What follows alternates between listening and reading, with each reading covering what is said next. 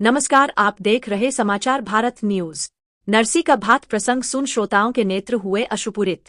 बाबा भोलेनाथ मेरी नुया तो उबारो। योगेंद्र सिंह की खास खबर शाहजहांपुर से।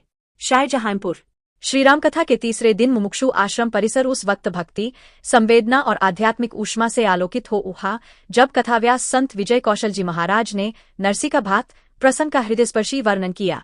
उनके मधुर और भावपूर्ण कथन ने श्रोताओं को ऐसी भावावस्था में पहुंचा दिया कि अनेक लोग अश्रुपूरित नेत्रों से कथा का रसास्वादन करते रहे। कथाव्यास ने सुनाया कि कृष्ण भक्त नरसी मेहता अत्यंत दरिद्र थे और अपनी बेटी नानीबाई का भात भरने में असमर्थ थे।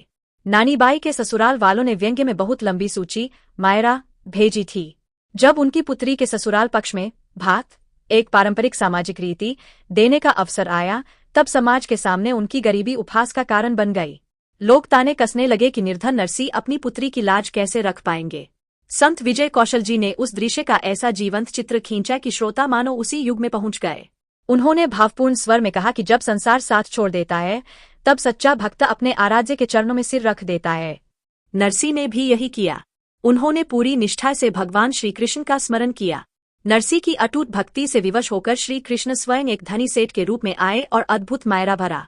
भगवान कृष्ण के द्वारा साक्षात उपस्थित होकर नगरवासियों के सामने नरसी की लाज रखने का पूरा प्रसंग सुनकर श्रोतागण भाव विभोर हो गए। इसके आगे कथा व्यास ने देवर्षि नारद एवं भगवान विष्णु की कथा का प्रसंग सुनाया।